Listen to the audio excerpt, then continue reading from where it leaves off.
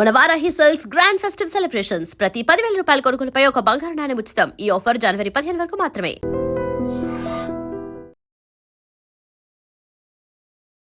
నమస్కారం, welcome to iDream media. నేను మీ సంగీత. ఈ రోజుల్లో ఎక్కడ డిజిటల్ మీడియాలో చూసినా సరే ఒక టాపిక్ అనేది కంటిన్యూగా రన్ అవుతుంది. అదేంటంటే లేడీస్ యొక్క డ్రెస్ విధానం పైన అటు శివాజీ మాట్లాడారని, తర్వాత శివాజీని విమర్శిస్తూ ఎవరైతే నా అన్వేష్ అని చెప్పేసి ఆ ఛానల్కి సంబంధించిన అన్వేష్ ఉన్నారో ఆయన మాట్లాడిన మాటలు మాత్రం ఇప్పుడు చాలా మందిని ఆవేదనకు గురి చేయడం జరుగుతుంది. అతని పైన కూడా కేసులు ఫైల్ అవుతూ ఉన్నాయి.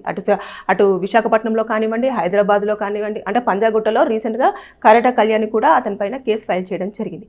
మనం ఒక్కసారి ఓవరాల్గా ఈ అన్వేష్ విషయంలో మాట్లాడుకుంటే, ఎప్పుడైతే నటుడు శివాజీ అమ్మాయిలు శారీ కట్టుకొని అందంగా కనిపించండి అని చెప్పేసి చెప్పిన విధానంలో వారి యొక్క డ్రెస్ విధానము, వారి యొక్క ఇష్టము, నువ్వెవరు చెప్పడానికి అని చెప్పేసి చెప్పే విధానం అంటూ ఒకటి ఉంటుంది. అలా కాకుండా ఆయన చెప్పిన విధానం ఏంటంటే చాలా వల్గర్ లాంగ్వేజ్ యూజ్ చేస్తూ, దాంతోపాటు ఇండియన్ ఏదైతే ఇటు భారతదేశంలో ఉన్న కొంతమంది చిన్న పిల్లలను కూడా ఇలా 1000 రూపాయలు ఇస్తే వచ్చేవాళ్ళు అలా అని చెప్పేసి వారిని విమర్శిస్తూ, ఇకపోతే ప్రధానంగా చెప్పాలి అంటే దేవతలు, ఇటు సీతాదేవి కానివ్వండి, ద్రౌపది కానివ్వండి, వీరి విషయాలలో కూడా వారు రేపుకు గురి కాలేదా అని చెప్పేసి ఒక స్టేట్మెంట్ రిలీజ్ చేయడం అనేది చాలా మందిని బాధ పెట్టే విషయం అని చెప్పేసి మనం అనుకోవచ్చు. అంటే ఇప్పుడు మహాభారతము, రామాయణము, భాగవతాల గురించి అతనికి ఏం తెలుసు? ఏమీ తెలియదు. చాలామందికి అసలు ఈవెన్ నేను ఇది చెప్తున్నాను కదా, నాకు కూడా పూర్తి స్థాయిలో నేను దాన్ని చదవలేదు, తెలియదు. కాకపోతే అవి ఒక ఎమోషన్. అంటే సీతాదేవి గురించి చాలా గొప్పగా చెప్తూ ఉంటారు. అంటే సీతాదేవి ఇలా ఉండేది, రావణాసురుని అంత తీసుకెళ్ళినా సరే ఎవరైతే రావణాసురునో ఆయన్ని వచ్చేసి గడ్డి పొరకతోటి పోల్చడం జరిగింది. అన్ని రోజులు అక్కడ ఉన్నప్పటికీ కూడా తన చిటికన వేలును కూడా తాకనివ్వకుండా చూసుకుంది అని చెప్పేసి ఎంత బాగా చెప్తారు. అంటే ఎవరైనా సరే అబ్బా సీతాదేవి అని చెప్పేసి అనేది మనకు ఎప్పటి నుంచో, చిన్నప్పటి నుంచో, మన ఒక పురాతన కాలం నుంచో కూడా ఆ తల్లిని చాలా మనకు అందరికీ కూడా ఇన్స్పిరేషన్గా చెప్పడం అనేది జరుగుతూ వస్తుంది. అయితే ఇక ద్రౌపది విషయంలో కూడా ఎప్పుడైతే తను అవమానపడినప్పుడు తన యొక్క బాధను భర్తలతో పాటే చెప్పి వారి త్రూనే యుద్ధాన్ని క్రియేట్ చేసి మరి తన యొక్క పరువును కాపాడుకునే దిశగా తను ప్రయత్నించింది అని అంటే వాళ్ళు ఎంత ఆలోచన చేశారు, ఎంత పద్ధతిగా ఉన్నారు. ఇవన్నీ తెలియకుండా ఇష్టానుసారంగా నోటికి వచ్చిన మాటలు మాట్లాడడం వల్ల కేవలము నటుడు శివాజీ అమ్మాయిల డ్రెస్ కోసమే మాట్లాడాడేమో, కానీ ఇక్కడ చూసుకుంటే నా అన్వేష్ అయితే మాత్రం మొత్తము ఇండియా వైడ్గా ఉన్న ఎమోషన్ టచ్ చేయడం జరిగింది. ఇటు సంప్రదాయాన్ని కానివ్వండి, అదేవిధంగా ఏదైతే భక్తి ఉంటుంది కదా, భక్తిని చాలామంది, కొంతమంది సీతాదేవిని, రాముల్ని, తర్వాత నెక్స్ట్ ఎవరికి నచ్చిన దేవతలను వాళ్ళు కొలుస్తూ ఉంటారు. అయితే దేవుళ్ళను టచ్ చేయడం అనేది మన యొక్క సంప్రదాయాన్ని, మన యొక్క ఆచారాలను కించపరిచినట్టుగానే దీన్ని మనం కన్సిడర్ చేయబడుతుంది. అయితే ఇక్కడ చూసేసుకుంటే నేను వచ్చాను, సారీ చెప్పాను, ఒక వీడియోలో చెప్పాడు నేను సారీ అండి అని చెప్పేసి చాలా క్యాజువల్గా చెప్పేశాడు. నేను ఇలా చెప్తే మీరు తప్పు అర్థమయ్యింది, నేను ఇలా చెప్పాను కానీ నా ఉద్దేశం ఇలా కాదు అని చెప్పేస్తూ ఒక వాదన వినిపిస్తూ వచ్చాడు. ఎవరైనా ఆ వీడియో చూసిన వారికి అది చాలా క్లారిటీగా అర్థమవుతుంది. ఫస్ట్ చెప్పిన విధానం ఏంటి, తర్వాత వీడియోను సరిచేసుకుంటూ చెప్పిన విధానం ఏంటి అనేది మనకు చాలా స్పష్టంగా 2 వీడియోస్ను కనుక మనం చూసినట్లయితే మనకు అర్థమైపోతుంది. కానీ ఇక్కడ ఎక్కడో వేరే దేశంలో ఉండి భారతదేశం గురించి మాట్లాడడం అనేది నిజంగా మంచి పద్ధతి కాదు.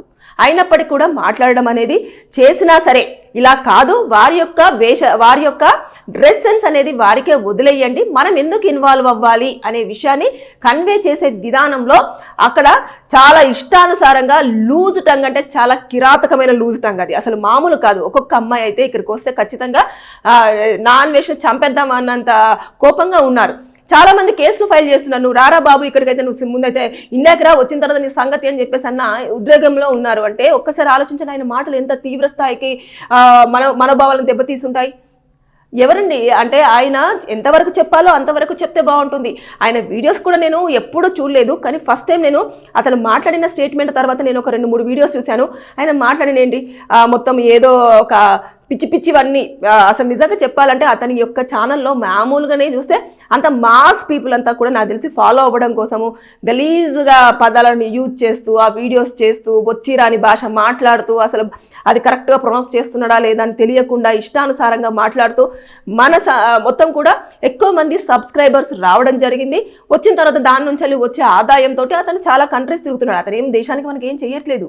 ఇక్కడ ఇండియాలో ఉండి ఏదైనా సాధించాడంటే ఏమీ లేదు. అతని సంబరం కోసము, అతని యొక్క లైఫ్ స్టైల్ కోసము అతను ఎక్కడో వేరే కంట్రీస్లలో తిరుగుతూ అతని యొక్క లగ్జరియస్ లైఫ్ను మనకు చూపిస్తూ ఇదిగో నేను ఇక్కడ ఉన్నాను, ఇక్కడ ఇది ఉంది అని చెప్పేసి చెప్తూ ఈ మధ్య కాలంలో ఆ వీడియోస్ అన్ని మళ్ళీ ఇంకా మార్కెట్లో వెళ్తాయో లేదో ఒకటే కంటెంట్ తోటి మా జనాలను మనం అట్రాక్ట్ చేసి ఎంగేజ్ చేయొచ్చో లేదో అన్న ఉద్దేశంతో ఇలాంటి కాంట్రవర్సీ టాపిక్స్ ఏవైతే ఉంటున్నాయో ఆ విషయాలలో ఈ మధ్య కాలంలో ఎక్కువగా ఇన్వాల్వ్ అవడం అనేది జరుగుతుంది. లాస్ట్ టైం చూసుకుంటే ఆన్లైన్ గేమ్స్ విషయంలో చాలా మంచి చేశాడు అని చెప్పేసి చాలా మంది అప్రిషియేట్ చేశారు. కానీ ఇప్పుడైతే ఈ రోజు 2 రోజుల క్రితం మాట్లాడిన మాటలు మాత్రం నిజంగానే చెప్తే సీతాదేవిని కానివ్వండి, ద్రౌపదిని కానివ్వండి, అంటే మన రామాయణ మహాభారతాల గురించి చాలా వల్గర్గా యూజ్ చేశాడు వర్డ్స్ అని చెప్పేసి చాలా వరకు తీవ్ర స్థాయిలో మండిపడమే కాకుండా అతని యొక్క ఛానల్లో ఎవరైతే సబ్స్క్రైబర్స్ ఉన్నారో వారందరూ కూడా నువ్వు ఇంత నీచమైన వాడి అనుకోలేదు, అసలు నువ్వు ఇంత వల్గర్ భాష యూజ్ చేస్తావని చెప్పేసి అనుకోలేదు. ఇంకా ఎక్స్పెరిమెంటల్గా పుచ్చకాలం పట్టుకొని అసలు ఎంత చండాలంగా ఆ వీడియో చేశాడంటే అది చెప్పాలంటే అడల్ట్ కంటెంట్. అతను మాట్లాడిందంతా అడల్ట్ కంటెంటే. అడల్ట్ కంటెంట్ని తీసుకొచ్చేసి జనాల మధ్యలో నేనేదో నీతిమంతుడిలాగా నీతి చెప్తున్నాను, ఇలా చేస్తున్నాను అని చెప్పేసి అనడం వల్ల చాలా వరకు ఇటు అమ్మాయిలు, తర్వాత నెక్స్ట్ ఎవరైతే దేవుడి పరంగా సంప్రదాయబద్ధంగా ఆలోచించే వాళ్ళు, తర్వాత నెక్స్ట్ మన యొక్క ట్రెడిషనల్ పరంగా కానివ్వండి, మన యొక్క ఇతిహాసాల పరంగా కానివ్వండి ఎవరైతే ఉన్నారో వారందరూ కూడా చాలా వరకు హర్ట్ అవ్వడం జరిగింది. అతని పైన చర్యలు ఏ విధంగానైనా సరే తీసుకోవాలని చెప్పేసి చేస్తున్నారు. కానీ ఇక్కడ లేడు కాబట్టి వెంటనే ఇమీడియట్గా చర్యలు తీసుకోవడానికి స్కోప్ ఉండదు. మొన్న మనం చూసేసుకుంటే అతను ఇక్కడ ఇండియాకి వచ్చినప్పుడు మాత్రం ఏ కేసులు అయితే ఉన్నాయో ఆ కేసులన్నీ కూడా అట్రాక్ట్ అవ్వడం అనేది జరుగుతూ వస్తుంది.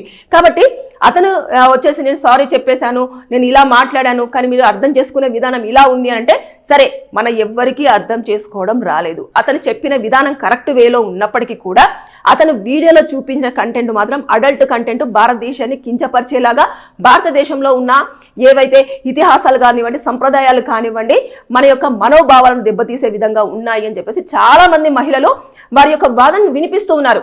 అంటే అతను ఎంత మంది అభిమానులను సంపాదించుకున్నాడో అదే మంది అభిమానులు కూడా అతన్ని ఇప్పుడు విమర్శించే స్థాయికి వచ్చాడు. కారణం ఏంటి అంటే తెలిసి తెలియని నాలెడ్జ్తో మాట్లాడడం అనేది ఇక్కడ మనం గమనించవచ్చు. విషయం చాలా క్లారిటీగా ఉన్నప్పుడే మాట్లాడాడు. అంతేకాని నేను ఏది మాట్లాడినా జనాలు గొర్రెల్లాగా వింటారు అంటే వినరు. వాళ్ళకు నచ్చినంత వరకు చూస్తారు, నచ్చకపోతే తీసి అవతల పడేస్తారు. ఈ మధ్య కాలంలో అదే జరుగుతుంది. ఇప్పుడు వెంటనే ఇమీడియట్గా నా అన్వేష్ యొక్క ఛానల్లో ఉన్న సబ్స్క్రైబర్స్ ఎవరైతే ఉన్నారో వాళ్ళందరూ కూడా అన్సబ్స్క్రైబ్ అవ్వడం అనేది జరుగుతూ వస్తుంది. చాలా వరకు చూస్తున్నాం. ఇప్పుడు ఇన్స్టా పేజీలో కూడా ఫాలో కొట్టిన వాళ్ళు అన్ఫాలో అవుతున్నారు. కాబట్టి ఇప్పుడు చూసుకుంటే అతని పైననైతే చాలా వరకు చాలా ప్లేసులలో కూడా కేసులు ఫైల్ అవుతున్నాయి. ఆ ఫైల్ అయిన తర్వాత ఇప్పుడు మనమైతే నిజంగానే ఇక్కడ ఎన్ని కేసులు పెట్టినా, ఏం చేసినా, ఎన్ని శిక్షలు ఉన్నాయని చెప్పేసి మనం చెప్పినా సరే ఆ పర్సన్ ఆ కంట్రీ నుంచి వెళ్ళి ఇండియాకు వస్తేనే ఆ సెక్షన్స్ అన్నీ కూడా అప్లికేబుల్ అవ్వడం అనేది జరుగుతుంది. ఒకవేళ ఇక్కడ పెట్టిన కేసులు ఏవైతే ఉన్నాయో అవి కనుక అట్రాక్ట్ అవుతే మినిమం 5 సంవత్సరాల వరకు జైలు శిక్షను విధించే అవకాశం ఉంటుంది. దాంతోపాటు ఫైన్ విధించే ఛాన్సెస్ కూడా ఉన్నాయి. ఇక ఇది కనుక ఒకవేళ మన ఇక్కడ ఉన్న వాళ్ళు ఎక్కువ పెద్ద స్థాయిలో కనుక అతని పైన నినాదాలు చేయడమో, లేకపోతే ఎక్కువ స్థాయిలో మనోభావాలు దెబ్బతిన్నాయని చెప్పేసి పోలీసులకు ఎక్కువ స్థాయిలో కంప్లైంట్స్ వెళ్ళాయి అంటే ఇక్కడున్న పోలీసు వాళ్ళు ఏం చేస్తారంటే ఏ కంట్రీ పోలీసు వాళ్ళు ఉన్నారో వారితోటి కూడా మన యొక్క ఇండియన్ ఎంబసీ తోటి డిస్కషన్ చేస్తారు. చేసిన తర్వాత ఈ పర్సన్ని ఖచ్చితంగా కూడా మేము రప్పించాలనుకుంటున్నామని చెప్పేసి మాట్లాడి అదంతా చేసి తీసుకురావాలి. కానీ దానికి చాలా ఖర్చు అవుతుంది. మనం ఖర్చు పెట్టి ఆ పర్సన్ను తీసుకొచ్చిన తర్వాతనే ఈ సెక్షన్స్ అనేవి అట్రాక్ట్ చేస్తూ పనిష్మెంట్ ఇవ్వడానికి ఛాన్సెస్ ఉంటాయి. కాబట్టి దాని మీద ఇప్పుడు అంత దృష్టి సారించే అవకాశం లేదు. అతను ఎప్పుడైతే వస్తాడో ఎప్పుడైనా రాని, 10 సంవత్సరాలకే రాని, 20 సంవత్సరాలకే రాని, ఎప్పుడైనా రాని, అప్పుడు వచ్చినప్పుడు ఖచ్చితంగా ఈ కేసులు ఉంటాయి. కాబట్టి ఇమీడియట్గా అతన్ని అరెస్ట్ చేసే అవకాశం అయితే ఉండకపోదు. ఈ కేసులు అయితే కొట్టివేసే ఛాన్స్ అయితే ఉండవు. కాబట్టి ఎఫ్ఐఆర్ అయ్యింది కాబట్టి ఇక్కడ విశాఖపట్నంలో అయ్యింది. అదేవిధంగా పంజాగుట్ట పోలీస్ స్టేషన్లో కూడా ఆల్రెడీ కళ్యాణి గారు కేసు ఫైల్ చేస్తానని చెప్పేసి అంటే రేపు ఒక రోజు ఆలోచిస్తామండి, చూద్దాము.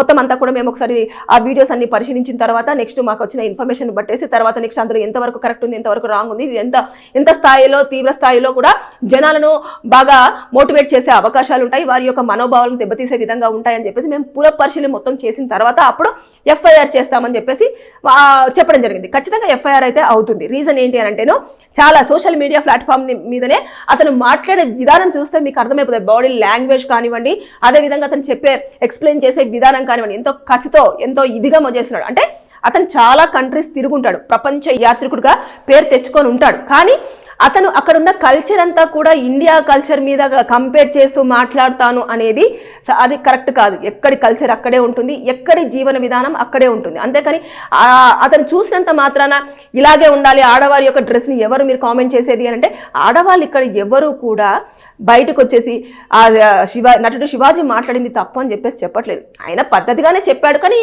కొన్ని పదాలు మాత్రం హర్ట్ చేసేలాగా ఉన్నాయి అని చెప్పేసి చెప్పారే తప్పించి కొన్ని ఇది అంతా కూడా ఇన్నర్గా చూస్తుంటే కూడా ఈ మధ్య కాలంలో రెండు మూడు ఛానల్స్ వాళ్ళు కూడా చెప్తూ ఉన్నారు, ఇది రాజకీయ పరంగా మాత్రమే, ఇది టార్గెట్ వైజ్గా వెళ్తుంది అని చెప్పేసి అన్నట్టుగా కొన్ని వాదనలు వినిపిస్తున్నాయి. ఇది ఎంతవరకు వాస్తవం అనేది పూర్తి స్థాయిలో ఇన్ఫర్మేషన్ అయితే లేదు, కానీ ఇది పర్సనల్ అటాకింగ్ మీదనే, తర్వాత నెక్స్ట్ ఇన్నర్గా ఉన్న ఏవైతే వాళ్ళకున్న రాజకీయ పరంగా కానివ్వండి ఇలాంటి వాటి మీదనే ఎక్కువగా ఫోకస్ అవుతూ జరుగుతూ ఉన్నాయి. కాబట్టి దాన్ని బేస్ చేసుకొని న్యూస్ అనేది ఎక్కువగా స్ప్రెడ్ అవుతుంది. దీన్ని మనం ఎంతకాలం అయితే ఎంటర్టైన్ చేస్తామో అంతకాలం వాళ్ళు హీరోస్గా వెళ్ళిపోతూ ఇంకా ఇష్టానుసారంగా నోటికి వచ్చింది మాట్లాడుకుంటూ మనల్ని ఇంకా దిగజారే విధంగానే చూడడం అనేది జరుగుతూ వస్తుంది. కాబట్టి ఈ యొక్క టాపిక్ని మనం ఎంత హైడ్ చేసి ఆ కేసులు పెట్టేసిన తర్వాత వదిలేస్తే అంత బెటర్ అనేది నా ఫీలింగ్ యాజ్ ఎ అడ్వకేట్గా. అయితే ఇప్పుడు ఓవరాల్గా చూసుకుంటే మాత్రం నా అన్వేష్ మాట్లాడిన ప్రతి ఒక్క మాట సీతాదేవి గురించి కానివ్వండి, అదేవిధంగా ద్రౌపది గారి గురించి కానివ్వండి, మనం మాట్లాడిన మాటలు ఆయన ఎంత దారుణంగా మాట్లాడాడు అంటే వాళ్ళు రేపు గురయ్యారట. ఎక్కడ రేపు గురయ్యారు, ఎందుకు రేపు గురయ్యారు, మరి ఈయన ఆ కాలంలో పుట్టాడో ఏంటో, మరి ఆ పుట్టినప్పుడు చూశాడో ఏంటో మరి మనకు తెలియదు. కానీ రాముడు స్వయంగా ఆవిడని అన్ని రోజులు వనవాసం చేసిన తర్వాత రావణాసురుడు ఎత్తుకెళ్ళిన తర్వాత తీసుకొని మొత్తం ఎతికి మరి ఆవిడని చాలా వైభవంగా మళ్ళీ తన రాజ్యంలోకి ఎంత చక్కగా తీసుకొచ్చాడు అనేది మనకు చూస్తే తెలుస్తుంది మనకు. కాబట్టి ఆ రామాయణంలో మనకు ఎంత చక్కగా వివరించాడు అనేది చాలా క్లియర్గా ఉంటుంది. ఇప్పటికీ కూడా మనము రామబాటలోనే నడుస్తూ ఉంటారు. తండ్రి యొక్క మాట జవదాటని కొడుకు, ఇవన్నీ కూడా రాముడు మార్గంలో నడుస్తున్న మనల్ని తీసుకెళ్లేసి ఇష్టానుసారంగా వీళ్ళు దేవతలనే రేపులకు గురయ్యారు అని చెప్పేసి అంత పెద్ద స్టేట్మెంట్ ఇచ్చారు ఏంట్రా బాబు వీడు. నిజంగా చెప్పాలంటే ఇది ఎంత దారుణమైన కఠినమైన శిక్షలకు అట్రాక్ట్ చేసేది అనేది అతనికి అర్థం కావట్లేదు. ఏదో తిరుగుతున్నాను కదా నేను అసలు ఇక్కడ ఎవరికి సంబంధం లేకుండా తిరిగేస్తున్నాను కదా అని చెప్పేసి అనుకుంటున్నాడు. కానీ రేపటి రోజుల్లో ఇక్కడికి వచ్చిన తర్వాత మాత్రం అతని పరిస్థితి ఎంత దారుణంగా ఉంటుందనేది ఇక్కడికి వస్తే మాత్రమే తెలుస్తుంది. కాబట్టి నేను ప్రతి ఒక్కరికి చెప్పేది ఏంటంటేను అతని యొక్క వీడియోలో మీరు క్లియర్గా కనుక పరిశీలిస్తే అందులో ఉన్నదంతా కూడా అడల్ట్ కంటెంటే. అలాంటి పర్సన్స్ను మీరు ఎక్కువగా ఎంకరేజ్ చేయడం వల్ల ఇలాంటి యొక్క నాలెడ్జ్తో ఇష్టానుసారంగా మాట్లాడుతూ చాలా మంది యొక్క మనోభావాలను వాళ్ళు బాధ పెట్టే విధంగా ప్రవర్తిస్తున్నారు. కాబట్టి ఇది మీ యొక్క చాయిస్కే వదిలేస్తున్నాను నేను. మీరు ఆలోచన చేయండి, ఆ పర్సన్ మాట్లాడింది ఎంతవరకు కరెక్టు, ఆ పర్సన్కి మీరు సపోర్ట్ చేయడం ఎంతవరకు కరెక్టు, అదేవిధంగా అతను చేస్తున్న వీడియోస్ని మీరు ఎంకరేజ్ చేసి ఇలాంటివన్నీ కూడా చేస్తే ఇప్పుడు ఆ వీడియో చూడండి తెగ వైరల్ అయిపోయింది. అంటే మన ఇండియా పరువుని చాలా దారుణంగా వేరే కంట్రీలో ఉంటూ తీసేయడం జరిగింది. ఇది ఎక్కడ చెప్తారండి? మన యొక్క ఇండియాని ఎక్కడికి వెళ్ళినా సరే చాలా పద్ధతిగా చాలా ట్రెడిషనల్గా ఉంటారు, ఇండియా కల్చర్ సూపర్ అనే వాళ్ళని మనం చూసాం. కానీ మన ఇండియన్ పర్సన్ అయి ఉండి మన ఇండియా వాడు అయి ఉండి వేరే కంట్రీలో కూర్చొని ఇష్టానుసారంగా మాట్లాడేసి ఇండియా పరువును తీసేసి దేవతల యొక్క పరువును తీసేసి దేవతలు ఇలాంటి వాళ్ళు అలాంటి వాళ్ళు అని అంటే మన కంట్రీ మీద ఉన్న ఒపీనియన్ ఎంత దారుణంగా దిగజారిపోతుంది. ఇవన్నీ ఆలోచించకుండా నోరు ఉంది కదా అని చెప్పేసి వాగేస్తూ ఉంటే కోర్టులు కానివ్వండి చట్టాలు కానివ్వండి చూస్తూ మాత్రం అస్సలు ఊరుకునే ప్రసక్తి లేదు. సో నేను చెప్పేది ఏంటంటే ఈ వీడియో త్రూ ఖచ్చితంగా నేను ఎవరైతే నా అన్వేష్ ఉన్నారో ఆ అన్వేష్కి నేను ఖచ్చితంగా చెప్తున్నాను, బీ కేర్ఫుల్. మాట్లాడేటప్పుడు జాగ్రత్తగా ఆలోచించి మాట్లాడు, లేకపోతే పెద్ద ఎత్తున నీకు శిక్షలు పడే అవకాశం ఉంటుంది. Thank you. నిజంగా ప్రస్తుతం ఉన్నటువంటి సమాజం దేనికి ప్రయారిటీ ఇస్తుంది? ఆర్థిక సంబంధాల చుట్టూ మాత్రమే తిరుగుతోంది. మళ్ళీ ఎన్నికలంగానే చాలా విరక్తి కలుగుతున్నాం. మంచి అనిపిస్తుంది కదా, లేడీస్ కూడా ఛాలెంజింగ్ జాబ్స్ చేసినప్పుడు చాలా బాగుంటది. ట్రాఫిక్ అసిస్టెంట్స్ గా నియమించిన ట్రాన్స్జెండర్స్ అందరితో సాల్యూట్ చేయించుకుంటున్నారు. ఫుడ్ డెలివరీ ఇవ్వటానికి వెళ్ళినటువంటి డెలివరీ బాయ్ అనిల్ పై కళ్ళ ముందు పెళ్ళండి